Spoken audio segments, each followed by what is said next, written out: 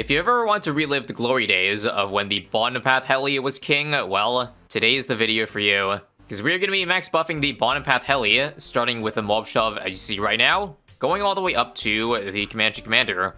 I say glory days because, just for the uninformed, back in update version 1 or version 2, the Comanche commander was the most broken tower in the game. It could just solo everything. Comanches just went wild with the damage, but it got knocked down a fair amount, and since then it stayed like as an okay tower. I guess until recently, where it's kind of made a resurgence again. Because it turns out it's actually a pretty good tower when paired with buffs. Not even a whole lot of them.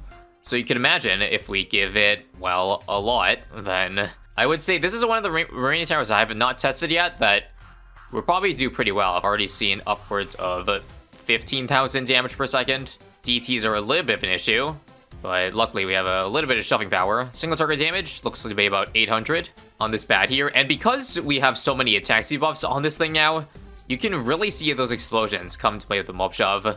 This was added quite a while ago at this point, but technically the purpose of these explosions were to not allow the mob shove to stall as much. Because previously, without the missile, this thing would be too good at stalling rounds forever, so that was added as an anti-stalling mechanic. But also gladly take the extra damage it provides. Not that it's really going to do a whole lot, considering I feel like the rapid shots of the quad darts are doing most of the work. So this is every practical buff in the game on it so far, including Travolta's items, which is unfortunate that I'm doing this now, like after the Sharpening Stone does not give damage anymore. It only gives Pierce, which is not really going to help against our single target. Anyways, the performance of this thing shouldn't be that surprising right now, because I think I tested 102 not long ago, and it got to around 38. But of course, that +1 or the -1 damage now might be a difference maker between us not making it to 138 anymore. Let's just take this round slowly and see. So just keeping the heli in a straight line, trying to utilize the power of the shove too. And we're going to barely be able to get through this round. Yeah, I figure we're going to die the same round again. 138, if you didn't know, is simply round 128 on steroids, because it's like triple the amount of time. Triple the time that DTs are for, but who knows? Again, best spot is to keep it here until it's chasing again. In which case, I think we give up. Right, yeah, it's not even close right now. So let's see now with the power of the Comanches. How will it do? So what you want to do with the Comanche to, of course, make it a lot of rounds is do not let the Comanche spawn all 3 planes out immediately. Because it comes out in sections, see now 2 come in. And then once balloons get 75% across the track, then 3 come in. But if you activate 3 immediately when the round starts, then you only get 15 seconds of it, which I guess is the downfall of this heli pilot. Like, you're probably not going to make it very far at some point due to us hitting 75% and there being balloons left over. And then it'll just be as bad as the 103 upgrade. Luckily this time, we did just fine. Also, good time to mention that I know that Overclock and Perma-Brew don't work on the mini Comanches. That's probably one reason why it took so long for me to get this one. Because I think because of the lack of Overclock and Perma-Brew on the mini Comanches, it probably won't last as long as other towers would. Anyways, just waiting for the first plane to come in. Looks like we basically double our DPS with 1 plane. I don't want to say we're dead here, but I also need to focus the other bat. So let me try to do some smart targeting such that the way my heli is, the dart should be hitting the other bat too. Like this. And here comes maximum DPS, okay? Come on. We have to basically burst all the damage down.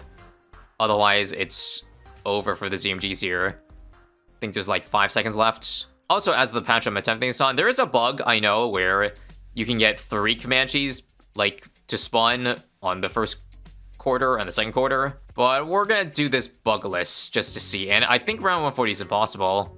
I think this will be a very early jump to tier 5 today. Sure, I don't want to bother with the downtime of the Comanche. Don't get me wrong though, it's a great upgrade if you've seen any other video I've done.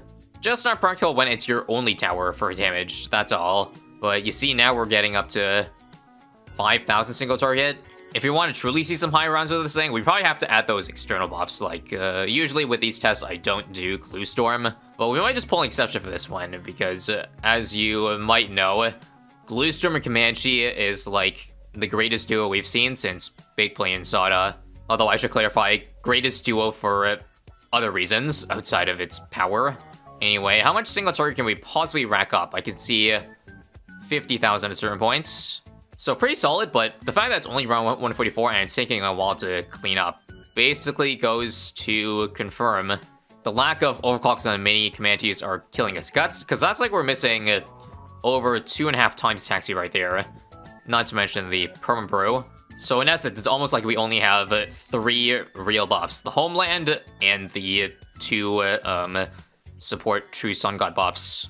Also, on this map especially, I think you always want to use follow mouse if you want to maximize damage. Pursuit, I did try it a couple times on logs, and it just does not land the way you want it to. You can't get spread action like this. This is kind of satisfying to look at, not gonna lie. But if it was on Pursuit, it'd be like this, and only hitting 1 of the 3, or 2 of the 3 rather. It's all about the angles here, not as much straight line action required as like the Apache Prime, just because, you know, the amount of helis in the spread here, but still would be nice to get that in as straight a line as possible. We're now looking, I think, a peak of 70,000 DPS. Don't think we're gonna hit 6 digits without external help. Damn, even with the mob shove, fortified DDs are menacing. Got to the last lane this round. I don't think we're long for this railed. I'm gonna guess 10 more rounds max, which would actually be one of the lower results, but I have faith. Especially if it's a Tower Yuka micro, there is much more potential than your average tower. More fortified DTs, are we dead? Oof. 1C7. What do you think we can do here? Well, for starters, let's chase those fortifieds and try to get Shove to work on them. Even a little bit helps, like this. There we go. Close, but we hold on. Correct me if I'm wrong, but I believe the Shove stays the same power even with all these max buffs, so it's pretty much working like a normal 103 there. Anyways, I think we're dead. If not to DTs, then to 3 bads, because yeah, that's getting too deep, alright. Although, maybe I wasn't performing to the best of my potential. They are grouped, which makes chasing easier. Or rather, we should be able to damage a lot of them at the same time. This time I'm trying to focus more, but does that kill me for DTs? Yeah, I'll take several attempts here. Alright, this run. DTs cleared. Let's focus as much bad damage as we can right now. Like, try to angle in a way that it does it tries to hit these 2 up here. So basically the target in the heli is always first if it's close enough to in range. So gotta take that into account without actually dying to like this. I don't want to rely on just the darts chasing to survive, but maybe that's fine. And now this. Oh, this is so satisfying. This is less satisfying, but satisfying again. Please pop. At this rate, we're actually gonna pop the first bad, or yeah, the second and third bad before the first one. I think there's just not enough time. Yeah, if I die to that DT, then there's no way I'm beating the other one, so yikes. Now, as for a fun test, I'd like to show you guys some more of these upgrades of the True Sun God Village, because I guess I never do these, but let's start with the top path tier 3. So Travoldo Goodness now gives permanent Jar Pickle, Sharpening Stone, Invisibility. However, it doesn't include the rate penalty, so now we just get a free +1 damage and +1 fortified. I'm not gonna do the Shinobi and Poplar stack for tier 4, that seems kinda weird, but we will buy these, which just give us a lot of abilities. And now middle path tier 3 will add a Glue Storm and a Firestorm with Heated Up and Embrittlement and Super Brittle. And sure, let's go all with it with the Monkey boost too. We're not gonna tech bot this because that's clearly way too many abilities to be looking at. But let's see how this goes, alright? So if I add Glue Storm, we can now see hopefully a new high in single target, right? 90,000. Alright, I require more. Does Firestorm should be working. Oh wait, and now that I think about it, I probably should have just done Gweneza here instead of Gibraldo, just for the +1. Because I believe it does apply to the mini Comanches, but once again, correct me if I'm wrong about that. Like, that would go so much further than the +2 Pierce now that Sharpening Stone is dead in the water. And also, let's just use a Monkey Boost Replica, just out of curiosity. It shows a Pat buff. Oh wait, sorry, that was the Pat buff. My bad, my bad. Wrong ability, but that will help too. Yeah, Pat was also an option, but I generally don't like Pat that much because his uptime on the ability is very low. Unless I guess you surrounded him with water or the Energizer for half cooldown. Alright, so I actually went back and redid the challenge with Gwen as the hero now, just because since that upgrade already gave us the Gibraltar buffs, we might as well now triple dip in the heroes. I did forget to mention that we got Azalea's buff from the Gold Village. Otherwise, that obviously would have been by far and away the best choice if I had to pick a single hero. Well, we got all three of them now, and I'm just kind of curious. Lots of lag, by the way, but it does look like Heated Up is full uptime, because it's after a certain amount of shots on Gwendolyn. Since we have so many buffs on the field with Homeland and all that, well, it makes sense we're basically getting a permanent +1 as long as Gwen is attacking, which is pretty much all the time. We also now have Cripple Mob and all that good stuff. What's crazy is that due to all the buffs we have, this is the amount of range we can get with our Brickell here. It's not even censored yet, it pretty much shoots like all the time. Pretty wild, isn't it? But yeah, Comanche loves damage buffs, as you can see by the fact that on round 180 here, now Bad's aren't even getting like close to halfway. Well, how about 10 more rounds down the line then? Each dart has to be doing close to like 15 to 20 damage. Not much progress being made on the balloons in 10 rounds, it seems. Let's try to see if we can figure a 6-digit figure damage mark. Yep. Game's moving very slow now, probably because we have like 5 different towers doing massive damage, but we got close to 200k there at one point. Absolutely crazy. How did this Brickell even do 1 million damage? Does this tower even do that much? Maybe it's the ice shards that's adding up. But yeah, crazy that the support tower alone is like hitting 5-figure DPS marks. And this thing is also at 1 million pops. Time for the ultimate DPS test. Round 200. How much can we get? 10,000 per second. I also forgot if Energizing Totem works on, or if I already have the buff on the Golden Village. Apologies as I pulled the tower away, but it doesn't even matter. As you see, it still maximizes DPS this far away. So thank you very much, Rain buffs. I'm inclined to believe that this is currently working, because I saw a noticeable numerical increase. This is now 19,000 single target, and it's like, what, 14,000 without Homeland active and Called Arms. Now I should be focusing on that number 2 as well, and try to get them straight angles, and we can just let the, I don't know, the darts clean up the ZMGs. Something like that. Easy. And I'm just kind of curious, how far away can I put this heli? Well, pretty much the entire track. Cool. Guess I'll just leave like that then. We're so close to popping it. And if we pop it, Curve Moab stun is pretty OP, so go figure we're gonna beat the insides there. What's crazy is that we're so unlucky this run. We have back-to-back FBAD, so it's basically round 200 on steroids, but with a bunch of other crap in the way. And we're dead. So hope you got some insight on how strong the bottom path heli is with max buffs. Verdict, it's alright. Another day, another boss challenge. And this one's gonna sound wild, but I'm gonna attempt it anyways, although when does a boss challenge for me never ever not sound wild? Basically, I want to see if it's possible to be a boss with a 0/0/0 tower doing a majority of the damage. So just super buff that one. Can it beat all 5 tiers of Balloonarius? Balloonarius is like the de facto punching bag. It's not my fault that he's the easiest of them all. Now that said, you're probably wondering, what 0/0/0 tower am I going to do this with? Because there's multiple options that all sound pretty decent. For one, I could do the Super Monkey. The Super Monkey is the strongest base tower, and I did that for my 2 million pops run. Check that out if you didn't. But is that actually the best if we're talking about a boss where you have more money to work with, and thus you can probably try some crazier things? Well, I think you can see where I'm leading. No. I actually believe the best tower is either Ninja or Druid, because you can total transform them, and they receive buffs from their Poplust and or Shinobi. And I think because building 5 Poplust is easier and cheaper than 20 Shinobis, and it takes up less space, Druid will be the play.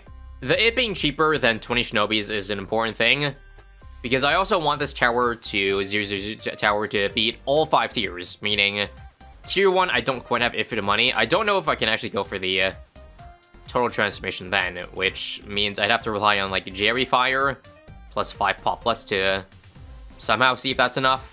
I mean, with normal farming methods, you actually can get a total transformation tier 1. It's just a lot of your money, and I like to avoid that if possible. Let's just go for our Druid now. It'll be somewhere centered like this. My farming is definitely subpar this game, but I think even with that subparness, should still be able to get in Monkeyopoulos. Yep, sell, and there we go. Easy. So first things first, you know I'm all about the greed, so let me actually go for a BRF first. After all, there's still a lot of time for Balloonarius to actually get in the range of this Druid. Is this also placed a little bit too high? No, I think it's fine. We can always Chinook it later. Also, Mob here. Just gotta do a little bit of targeting. Well, you can probably already tell already that range is going to be a massive problem with this thingy. Look how pathetic that is. Best I can do is an outbuff. Even a tier 4 one doesn't make it all the way, right? No, still a lot of way to go. Maybe I should, like... I'm gonna be greedy here. I hope that's not a mistake, but I think there's plenty of time to still get 5 Poplar stacks here. Also, fertilizer. I'll do Fire once we actually start doing damage. Avoiding pops is inevitable, but I'll try my best to minimize it just by not even cross-pathing the Popless either. Okay, 4 stacks, and there it is. 5 stacks officially. Take a look at that insane damage, guys, on Bluenaris.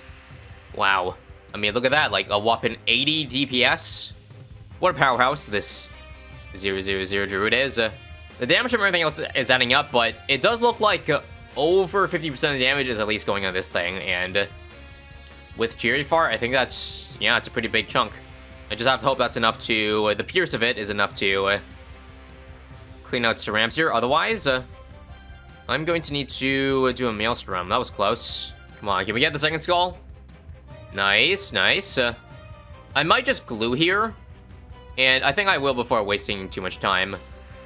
I might have used glue too late, but nope, nope. It's all good, it's all good. Even though the Popless pop counts individually, this one obviously did the most damage because it's also being outbuffed by the thingy. But all those combined still about equal the pops of the 000 Druid, so I'll allow it.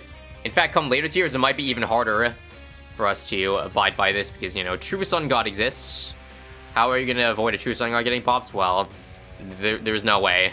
Again, best I can do is top left corner, but for now, these Popless Druids do need to be close enough in attacking range. Also, at this point, I think I can get my flavored and start selling the farms off. Wait for it, though. Wait for it. Oh, crap. I forgot to glue. Am I going to die here? Okay, I'm not dead. But I was a little bit slow in reacting. Tier 1 Bluenaris will end up not being as hard as I thought. Let's sell before round 51 starts. And there it is. That was perfect timing. Kill right as the round ended.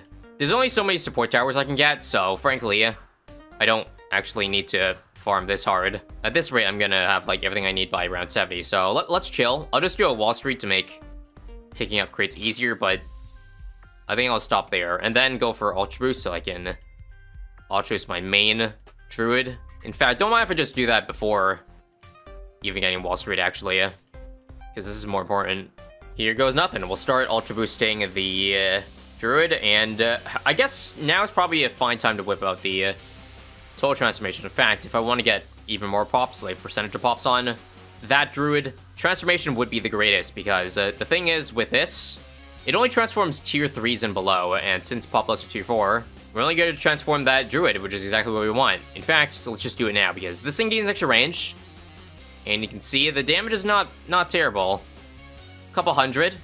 I reckon if I do Super Brittle and Cruel Mob, I guess I'll pull that out now. Sure. I don't think we need it, though. If we're trying it this early, we should probably be fine progress-wise. I should probably get a mid for this. Purples are annoying. Okay. We can probably ditch the Fire too at this rate, I think. Let's just drop Brittle now, just to show you how much faster the damage is going to be. Yep, I can feel it. I can feel it. Sir Brittle going hard right now. What's next? Probably Energizer. Although I don't know now, but Energizer would do like a lot of damage. Like to the blue inside. Seeing how we're doing right now, okay, I think we can probably just not buy anything. In fact, I probably snowballed a little bit too early, such that tier 3 and tier 4 Bluenaris are going to be a joke. I guess we're looking at the long haul then. We powered up too fast. Okay, we now 10x maxed the B Central and the Druid. Let's just go for our Sun Temple. Doing my best here to put it as far away as possible. Once I give it TSG, there should be enough range. Did I slow down my farming too much, actually? I'm a bit short of my TSG. Once again, not to worry, though. I can wait one round of income, and I think that's max. Let's get it. Let's get some range on it, and still not on a range, so I'll do a village. And there we go. It is reached. Let me also take this time to replace my Popula, since they have so much range now. I could put them even further away. Like, let's say over here. That works. Thou shall not damage. There is 5 stacks now. Let's just take a look. with just transformation. Oh, that's a bit in range. My bad. But take a look. On strong, looking like 2,000 DPS. That's even before the Sir Riddle is in reach to start doing damage. I'll go ahead and replace this a little bit higher up, I guess. Right, it's because it's in range of the TSG now. That's why it's doing all that damage. Here's good, though. I think while I'm here, I might as well also go for the Perma Brew. Let me just try to get it outside of range so that it doesn't touch the druids over here. That's good. You might not consider this damage fair, but it is still a 0/0/0 after all. And trust me, I think I did a quick test run if I couldn't transform, and it was awful. Doesn't even look close to possible, but I'd love to be proven wrong if this is actually doable without transformation. I just don't see it. Let's move the P-Brew over here. And this will be a very quick we're still missing Homeland, Cripple Moab, Glue Storm. I think those are all the buffs that are outstanding. So we kind of have to hope that those final 3 buffs alone are enough to, well, do 10 times the damage that we did to tier 3 there. In the meantime, while the boss is away, you can still see the just the 0/0/0 Druid alone untransformed deals with these rounds. It's like the max buff series all over again, except this time we're doing it in between a boss. Pretty good range now, so we should be able to attack earlier, but I could make it even earlier by doing the following. Give it some range. Sure, why not a +1 perma damage buff while we're already here? In fact, I suppose I could just show you for fun. Let's just add everything. Cripple Moab and Glue Storm to show you how much damage we can do to Ballooners without transforming. Just a heads up, it is going to suck. So this,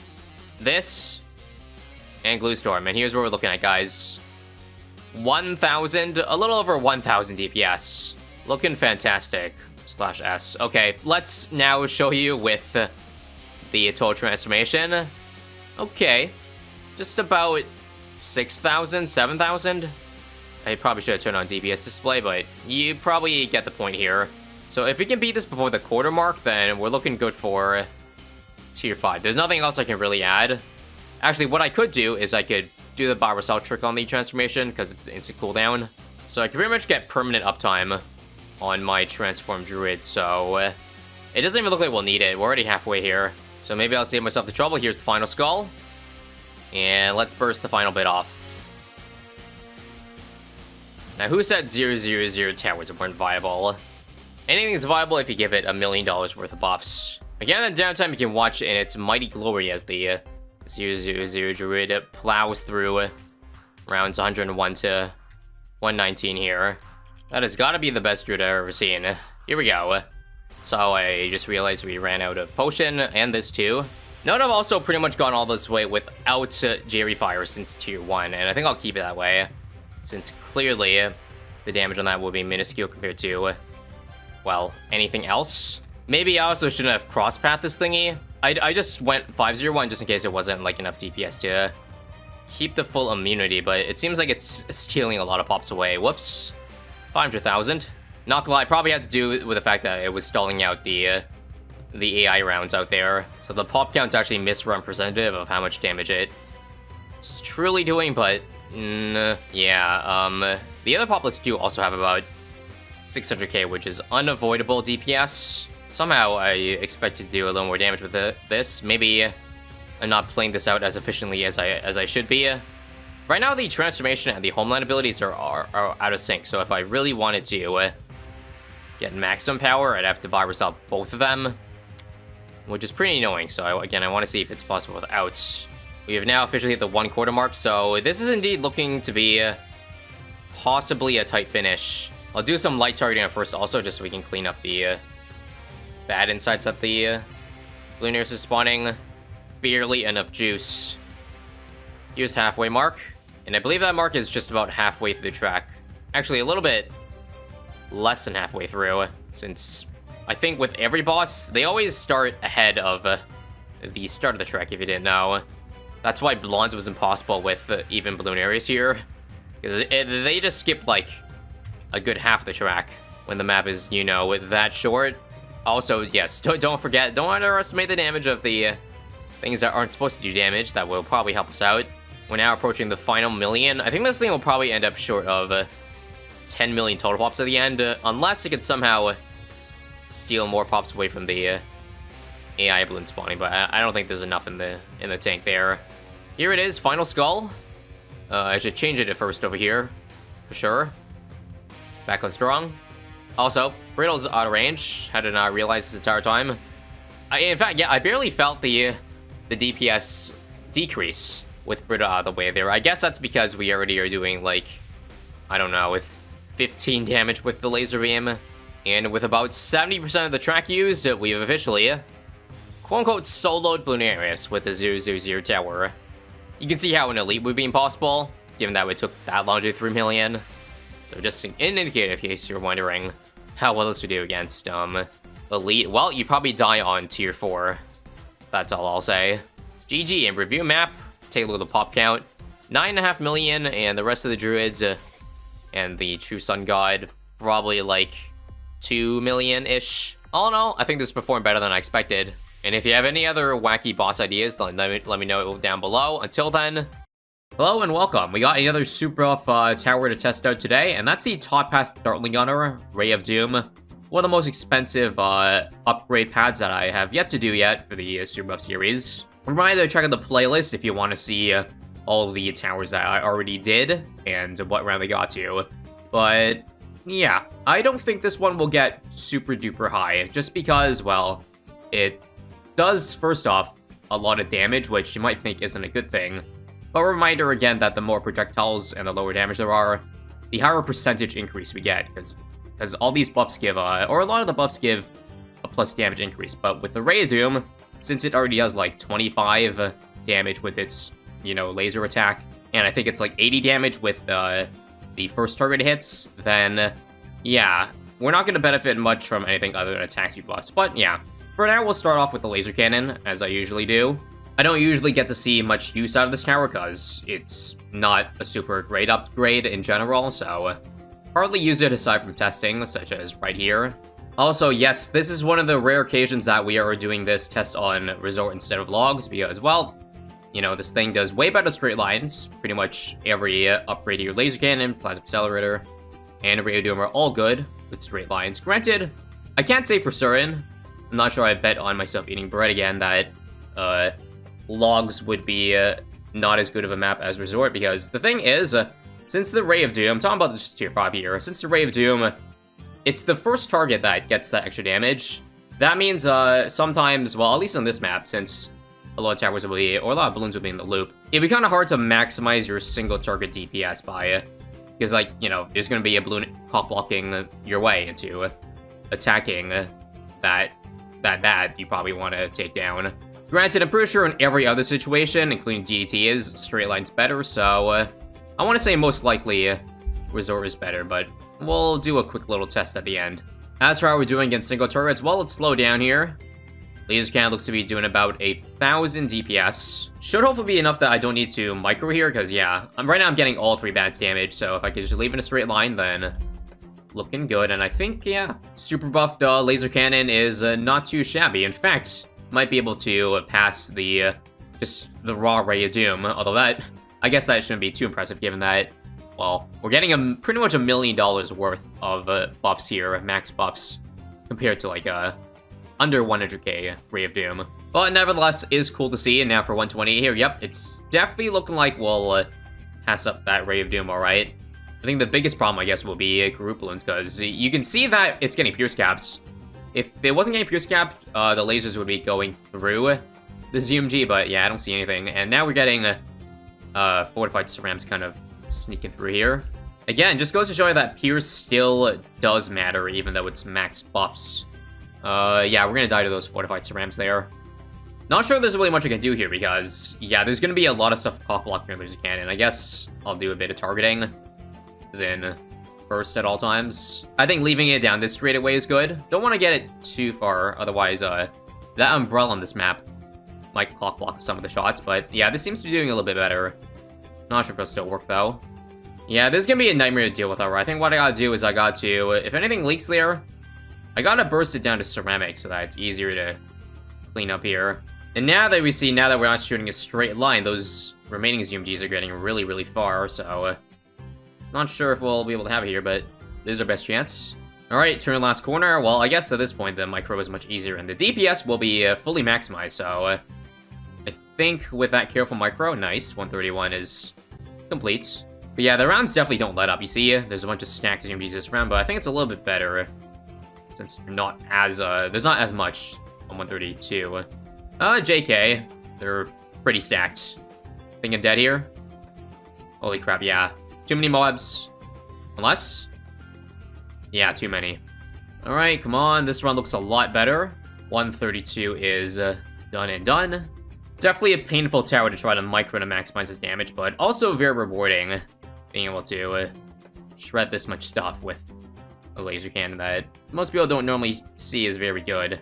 Basically, the key here is just pop one at a time, and you're good. Yeah, surprisingly, this is performing better than I thought.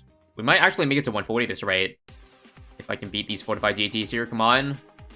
Feels like things are leaking, but I think we're getting them on the last loop around.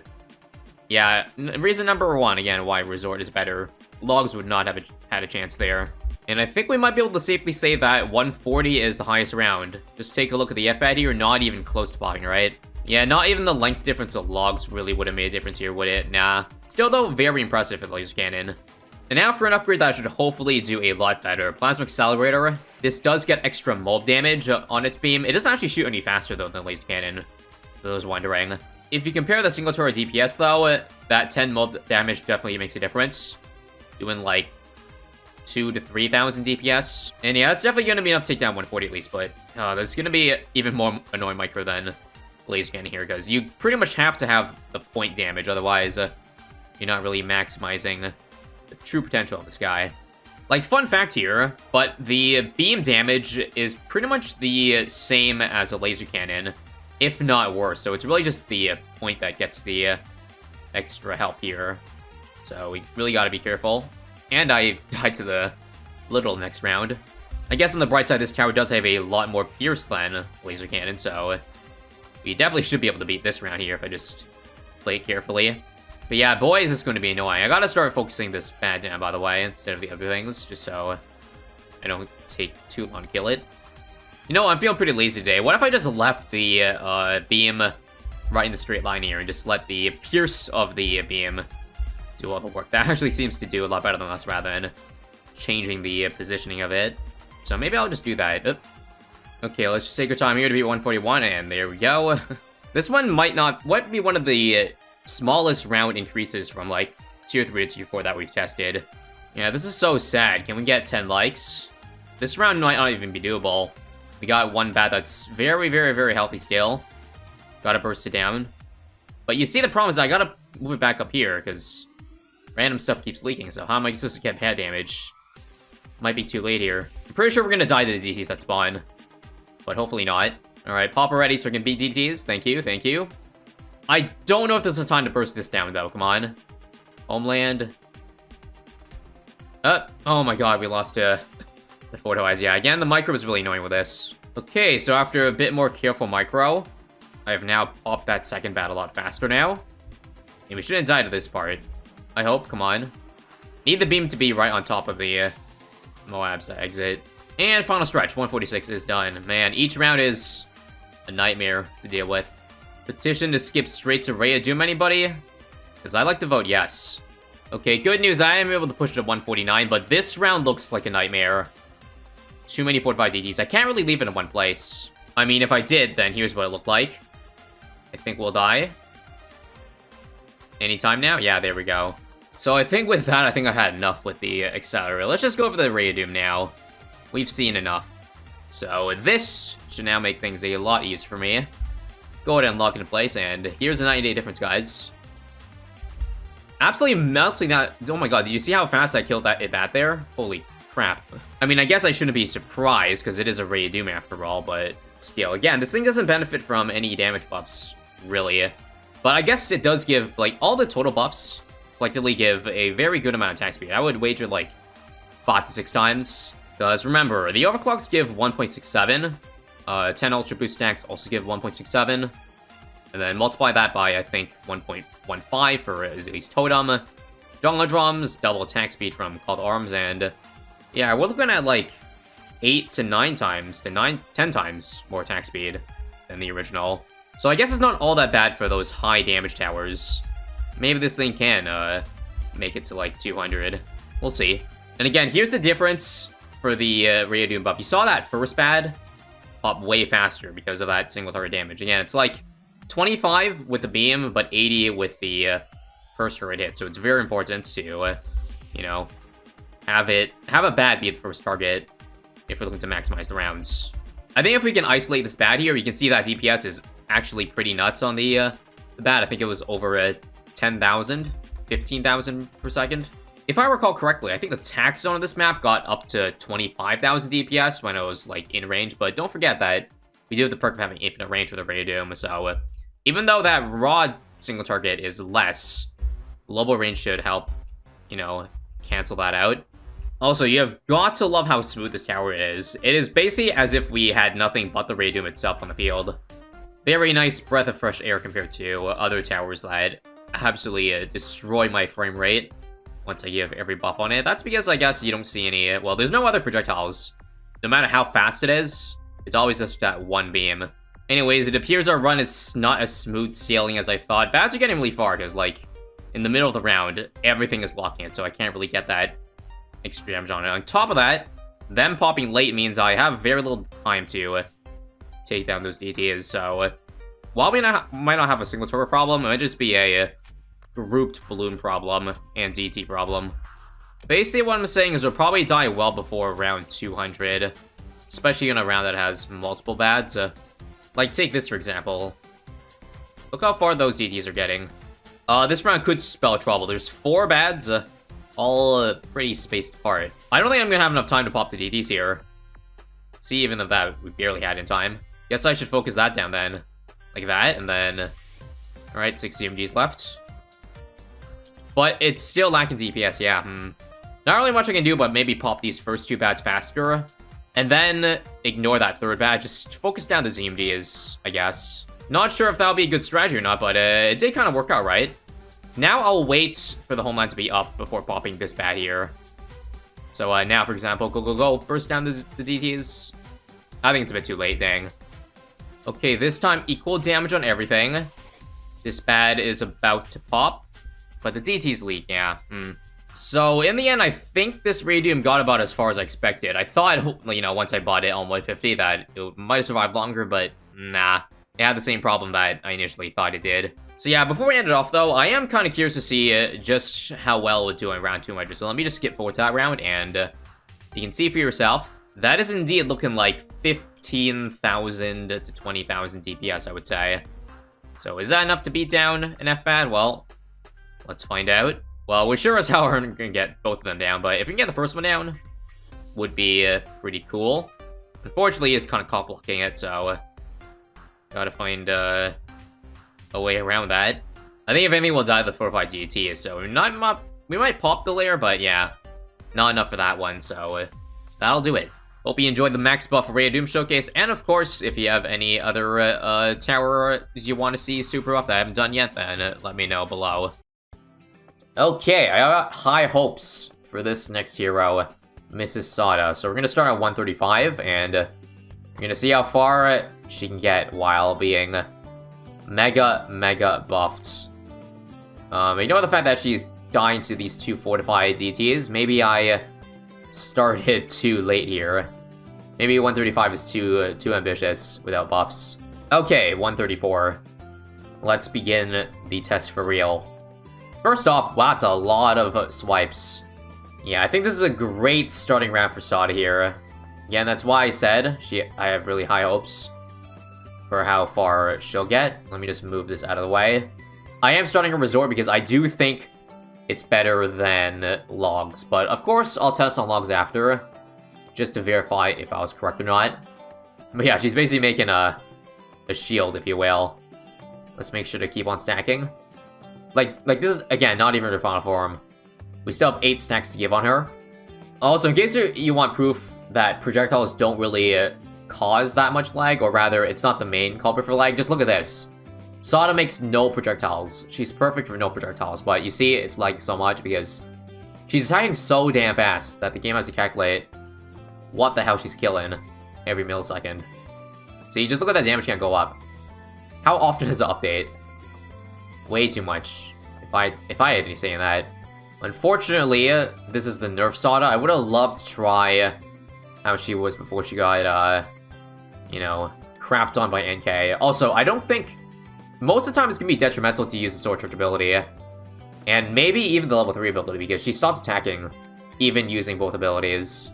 Level 3, obviously, way less downtime than level 10. But just keep that in mind. I think it's probably better just to have her do this much damage, rather than make her lose damage with that ability. If you thought the leggiest here was Adora, well, wait till you see Sauda. Surprisingly, it's even worse. I did not think there was a hero that could do any worse, likewise.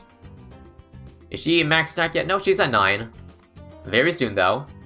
And see, the reason why I picked a Resort is that, like, the amount of balloons doesn't really matter. Because she's going to be hitting slicing everything in this radius. The only downside with Sauda and Resort is pretty much similar to Churchill. Bad damage. I think on Log, she has more coverage against bads. Alright, F-Bad time. How much damage does the Leaping Sword do? About 1,000 on impact and then 100 per tick. That's not bad. How much now that she's attacking though? Oh, that's much better, yeah. Proof that the abilities are useless. Like, do you really want to pause the DPS? She stopped attacking for like 2 seconds there. And that cost me like 2k damage, which is pretty much the same amount of damage that the swords do. So it seems to me that these abilities are almost useless. Which is actually quite a first for a hero. Also, that's a pretty giant range. I might actually want to move Sauda just so she can attack bads, because I saw she stopped attacking there. Anyways, how was her bad damage? It's close. I gotta use sword here, though. Oh no, I think we died to 140. Uh-oh. This is not good. Don't tell me 140 is the end. We'll use another sword. Let's see how this is. These DTs. Oh wow. Okay, no, we beat it. We're dead here for sure, though. Yeah, okay. I think while the bat's coming in, I guess I have to use Sword Charge. It doesn't really do a lot of damage, but it's better than nothing. Better than nothing, folks. Alright, let's see if I can move Sauda before she starts attacking. There we go. Maybe we don't lose any DPS because the 0.5 seconds we have her picked up might be the reason, or might be the difference maker here. So let's try to not use Leaping Sword until it's a DT. Until DDT. Now. And... oh, wow, we did it. Okay, wow. I didn't think she could pop a Fortified Bad in that little track length, but we could. She did it. Good job, Sauda. Now, question. Can she beat 2 Fortified ZMGs with that low track length? I don't think it's worth using Sword Charge, is it? You know what? Let me just use it now. Because I don't plan to use it at the very end there. So, yeah. I don't know. That's just too much damage, we can't stun it. So this could still be the end. Despite our best efforts. And it's the end. No. No. Unfortunate. Close, though. Close. I'm just gonna keep spamming Sword Charge just to get damage on the ZMG while she's not there. But there's nothing I can do. There's nothing, folks. Gets down to BFBs, but there's not enough length to beat the rest. Moabs. Okay, let's do this, guys. Apparently, untech botting might be better, because that way we can time when Adora gets the homeland versus Called Arms, which makes a difference. So you want to do this, move her here, and then now. So you get the maximum homeland timing. Okay, one other thing we do is we can use the Leaping Sword the moment it's on the corner, so let's time this well. Use the Leaping Sword the moment it's in the corner. Now, how was that? Pretty good, pretty good. How fast do we kill the BD this time? The thing is, the differences are so minuscule. It's so minuscule of a difference. Also, we're dead because we don't have homeland. Okay, I think it's a good time to switch to logs now. I think we have enough of a resort. I don't think it's happening. I don't know if I should have put Adora or Sauda a little bit to the left. Yeah, definitely move her to the left for this test. Because you can see, she didn't attack here at all. So here's what I'm gonna do. I'm gonna put Adora on this right side. I already messed up I didn't have the Chinook for this round, so I just gotta do right instead of left. Hopefully it doesn't make that much of a difference. So, moment out of range. Instant leaping sword. I also should probably time my homeland, so don't tech bot it. I should be using it like right when she re-enters range. And that's probably how you maximize DPS, so yeah. And watch here. There's a good amount, yeah, that's a lot of extra damage.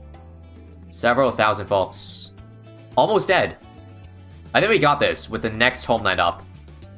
We'll be DTs, right? Oh, clutch. I don't know if we have enough for these, though. There's no point using Sword Charge, also. No point. Let's see. Bad news, no homeland. Oh, crap, this is out of range. Hold on. Okay, there's so many improvements I can make this run. That's totally doable. Kill him. DDT. Leaping Sword, wow. Was it just me, or did you see Adora move with the ceramics there? That was kind of funky. Alright, and I gotta time it well. Or not, wow, okay. That worked. Nice. Well, actually, wait, there's still a bad left. It's not over, wait, we're screwed. Hopefully we're not screwed here. I have a Leaping Sword for the deities that spawn from this bad. Okay, I'll be so mad if I die to a normal bad, but I beat a fortified. I got Homeland coming right now, and we'll be safe. Panic Button is my sword charge. Panic Button, sword charge, but I don't need it. Nice. Holy crap. I did not think round 140 was going to be that hard for Sauda here, but yeah, I guess NK really did a number on her. What number? I'm not sure. Good news is that she shreds anything under a bad, so we should expect her to get pretty far. Unfortunately, there will be a lot of lag in the way, so yeah, enjoy the hitching slideshow. Man, I thought we were in the clear for 140, but it looks like multiple bads are still Sauda's problem. As you can see, 3 bads are getting very far. It's also really interesting to see, like, there's no lag when there's only 3 bads in screen, but the moment it pops, the game freezes for half a second just to calculate what the hell is going on, how the damage is going to be applied. This happens every time it, you know, spawns a bunch of children. Just watch here. Slow down. Down to like 5 FPS. I think we have this though, right? Yeah. You know, there was a suggestion I saw to reduce even more lag, and that is for ZMGs to spawn only 1 BFB, and BFBs to spawn only 1 Moab, which is an interesting idea. But I think that's probably a little too extreme, because that would just, you know, kill Pierce Towers entirely if there's only strong balloons. Obviously, you're going to compensate. Like, the way you're going to compensate spawning only 1 child is just multiplying the HP of that child balloon. But that would exacerbate the problem with Pierce Towers even more. Or towers with good Pierce, because all of a sudden, you want to focus on towers that have a lot of damage rather than Pierce. That's why I don't think they should do that. I don't know what they could do, honestly. Probably just code better to reduce the lag. Just code better. It's simple as that, guys. Just rewrite the entire code so it runs faster. How hard can that be? Okay, 2 bads here, folks. 2 bads.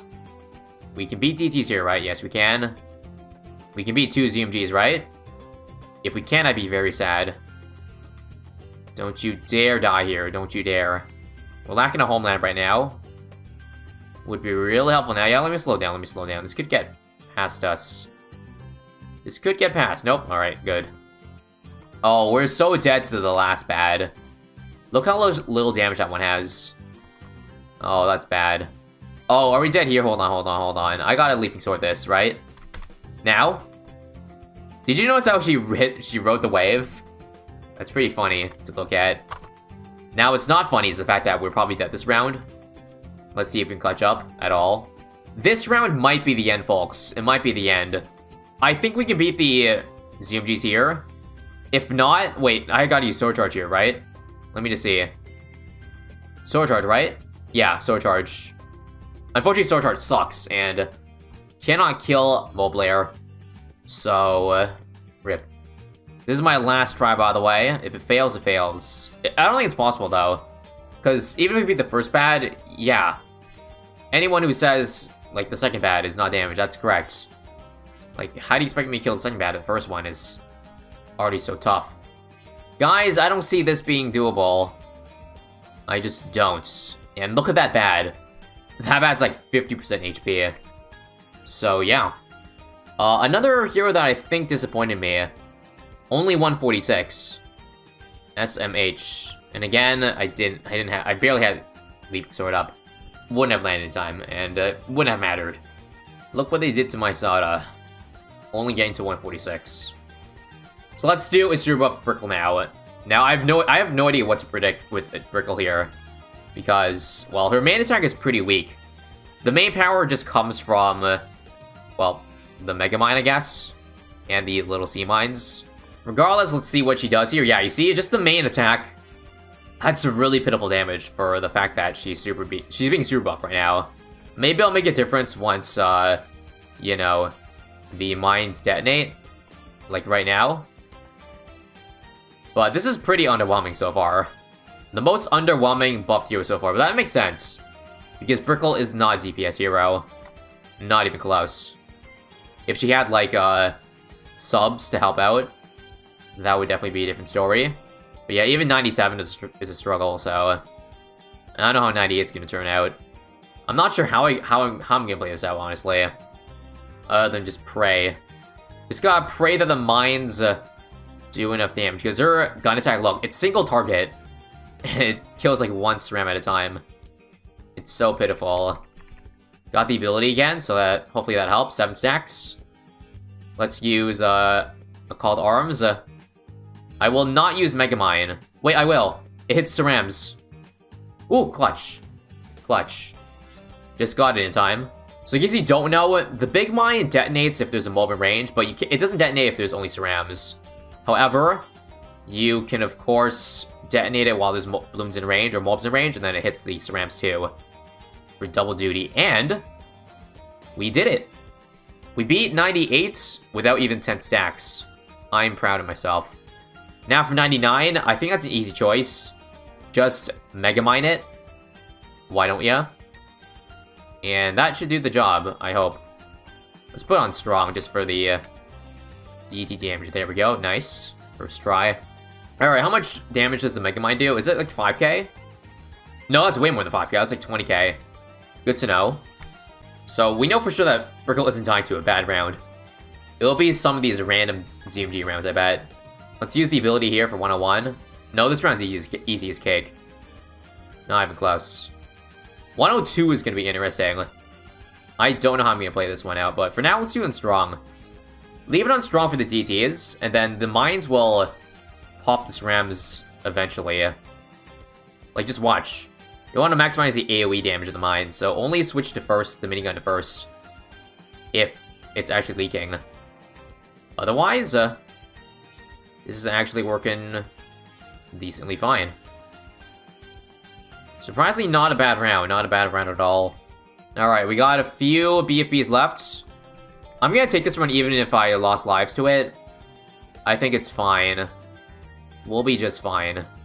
I don't think we have much rounds left in us, though. For being honest. This round looks like an obvious round to use mines on, but not yet. I'm gonna try and nuke as many Cerams as I can. Let's see. Now. Boom. Unfortunately, bad timing. Try again. Guys, how do I beat this round? The thing is, if I pop it, we leave this many ceramics. And I don't have 2 mines. You can't stack mines on logs. 103 might be the end here. Here's what I'm gonna try. Let's use a mine immediately. And I'll use the ability to immediately. So we're gonna try to kill half of the mob wave first. If it's even possible, or am I dead to these Cerams immediately? I think this round is literally over, guys. It's legit over. Alright, let me try one thing. I'm gonna put Energizer in range, but hopefully it doesn't do a lot of damage. We have it out of range of the Golden Village, so luckily it should be pretty weak. But this allows us to get the abilities back way faster. So maybe there's a chance.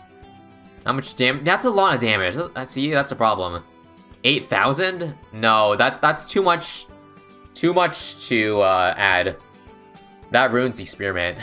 Because, like, this thing does pretty good SRAM damage. Well, if you add everything up, with the door and all that. Plus, a door's ability buff the sub.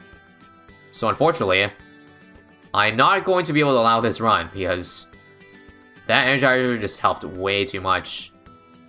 Way too much. Even though we die here. Guys, Unsubmerged still makes it do damage, and you don't get the cooldown reduction while it's unsubmerged, so you really can't try that. We'll do one last try, but I think it's over, guys. So let me put this back in range here. So we have a home-landed Brickell doing double damage with naval tactics. Let's see if that does anything to beat this ramp clump. Yay or nay? Oh no, it worked, it worked. Okay, so the problem was I didn't pay attention that time. We literally didn't have homeland for the first half of the round. And that's why we died. So let's see if that helps us here. I gotta use mine, wait. Mine now? Oh no, there's too many SRAM still. Nice try though, nice try. Okay, I'm pretty sure we're dead here still. We're dead. Yeah, I don't know. I don't think it's possible, guys. 103 is probably it for Brickell. I don't see any other map that would be better, like the other candidates such as Cubism or Resort. They just have the similar problem with 2 logs, where you can't really stack mines. So that's what we're gonna call it. So far, the worst performing hero, by a lot. But not a surprise, because she's mostly support, rather than straight damage. What does a max buff Corvus look like, and how strong is he? Well, we're gonna find the answer to that today. Here, I've assembled every reasonable buff in the game, and so far it's not looking so great. Although, of course, I haven't used any spells yet. Although, I guess if I had to make a prediction, it probably won't perform as well as, like, other max buff heroes that I tested. In which case, or rather on that same note, here is the list of what every max buff hero got to last time I tested them.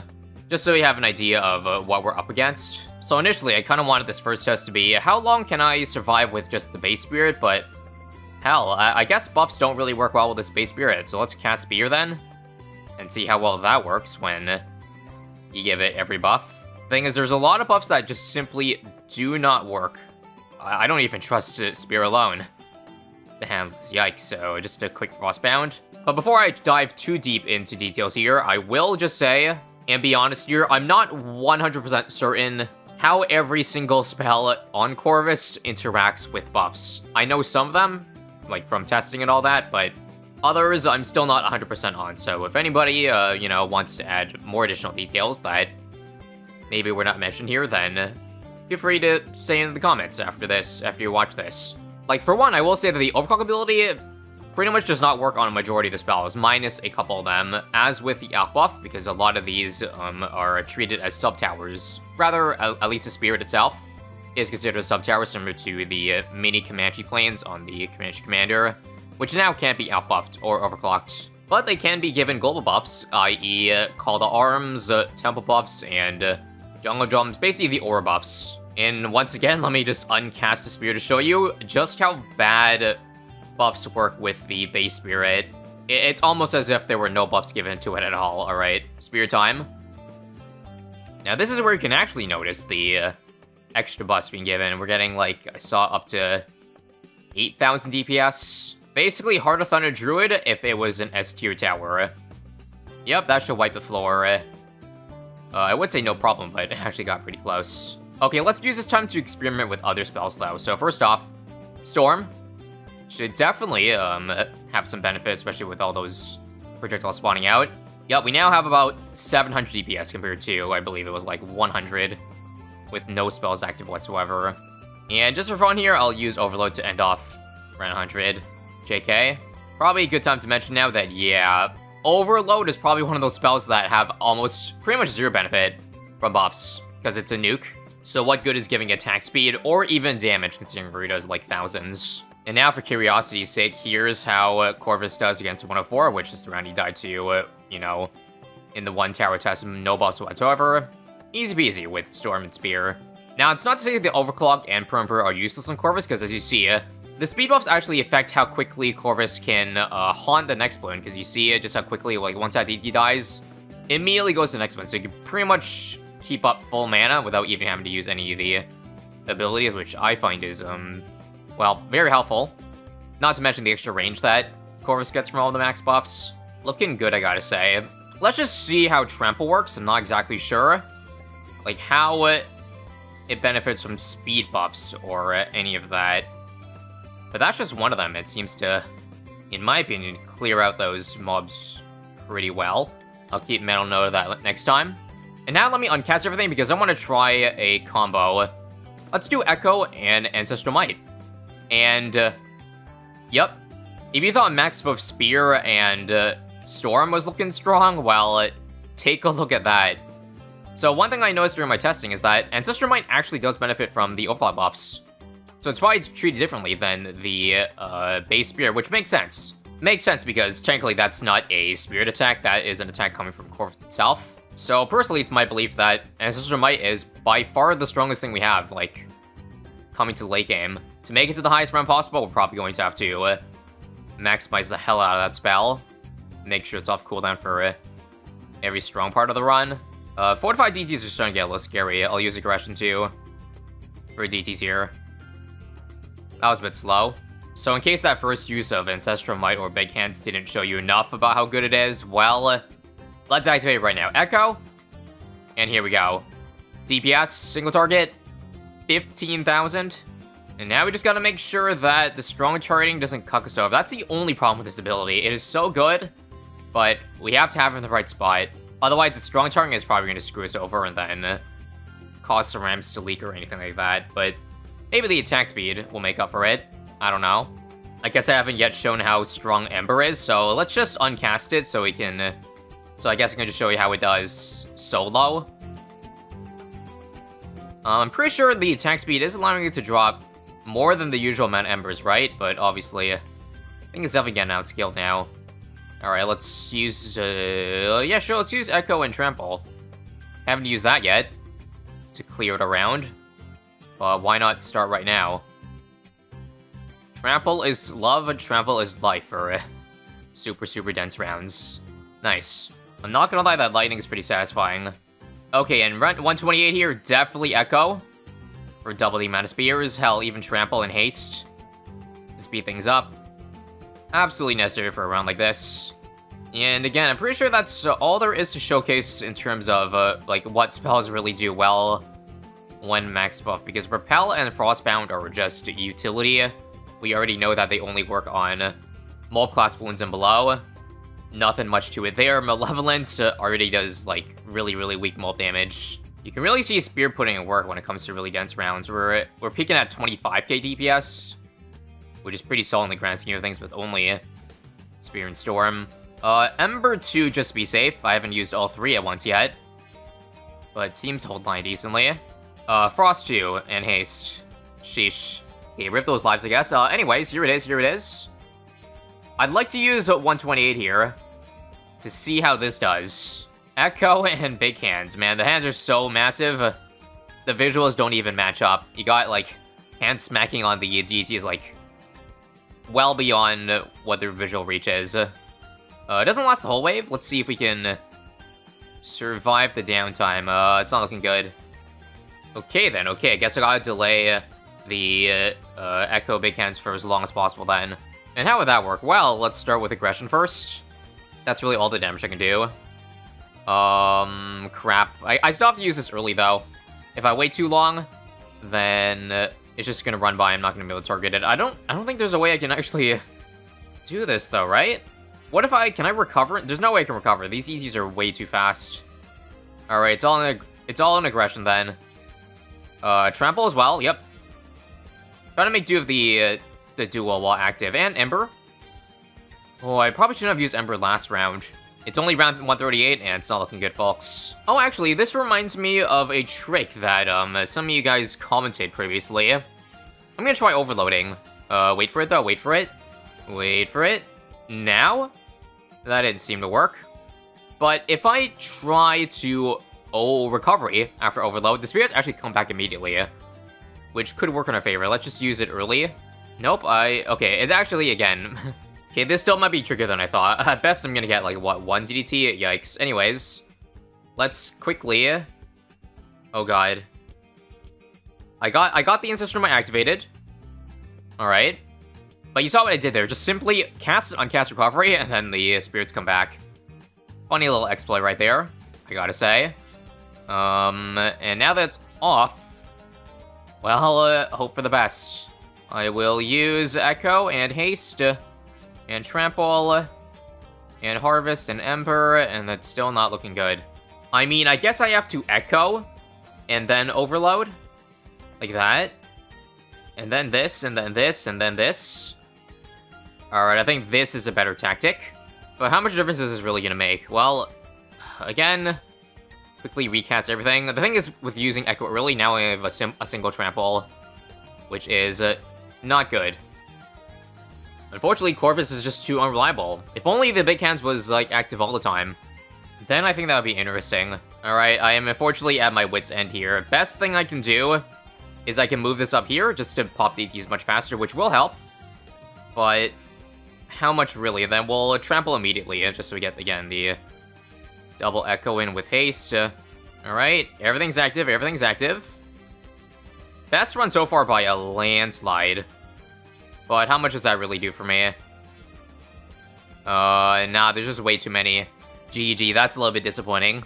Now here's where we break the limits of our realistic testing, just because it's a bit of a buzzkill. If we didn't truly see how good some of his abilities were against, like, super strong rounds, like the F-pad here, for example. So waiting for the Homeland to be active, which is now. This, and let's see how, like, if the duration of the big hands and Echo can bog down this F-pad in time. And would you look at that? I think... Oh, it's so close, but luckily, Spear and Storm can clean up. So if we did hypothetically get past 138, yes, 140 is easily doable. This last part here is going to be pretty scuffed, but bear with me here. So I tried setting the ability cooldown rate for Challenge Editor to be 5%, just to see if I could simulate like a perma Ancestor Might, you know, having a much faster cooldown, meaning I could just spam it instead of waiting for the 1 minute, but apparently that modifier doesn't even work for Corvus. Not sure if that's an oversight or intended, but that kind of sucks. So instead what I'll do is I'm gonna just throw a perma spike in the back, and we'll keep playing the rounds out to see how much, I guess, the Echo and Ancestor Might combo can, like, eat up during a round, if you know what I mean, and then just let perma spike tank whatever leaks through, like, while it's off cooldown. Because as I said, this is the strongest ability by a landslide. Without it, you see that Spear and Storm only gets us to, like, 138. But there's just so much more potential. So we just simply recovery while it's on cooldown, and I guess let Permaspike tank everything. But it might not be able to tank a whole lot, since even with you have to recover a very, very long time, it seems. Yeah, it's much more downtime than I really would have liked. Oh well. Again, though, just watch as it clears out 143. Man, that cooldown is really short. Unfortunately, we also have to watch out for the recovery cooldown, because even that doesn't come up by the time I finish Ancestor Might. Jeez. What I really want to see is just how much DPS we can get in Corvus, like, at a single point in time. I'm seeing 40,000, actually 6 digits. I think you saw 200k for a frame. Yep, that went pretty hard, alright. And now let's wait for a giant clump to show up again, and blast off. Here we go. Oh man, we're just gonna leak all those mobs, aren't we? What we could do is similar to what I did in the quote-unquote 1 TC, like move Corvus to a spot where the hands will target an intersection. But I realize that the problem now is that the range is so big that I can't really target an intersection. Can I now? I swear a perma-spike pile is gonna die any minute. Now, I haven't crunched the numbers on, like, how much ability uptime we have on the Ancestor Might, but it's gotta be, like, under 20% uptime. Yep, 1 duration now doesn't even, like, make a dent to, like, the round there. And there it is. Perma-spike pile died because Corvus couldn't pop enough balloons. Last thing I'll try is, I don't know, some random round, because I still want to see how much DPS we can rack up at a single point. Sounds pretty fun, so here we go again. Yeah, this is a lot of balloons here. We should totally see some new high. Or not. I still haven't seen a 6... Oh, there it is. 245, 300. Oh, now we're talking. These are the numbers you like to see. But alas, only for a brief moment. And alright. Again, sorry, a bit scuffed, but what can you really do? If you want to see how the other heroes fared when max buff, then click here for more. Otherwise, see you next time.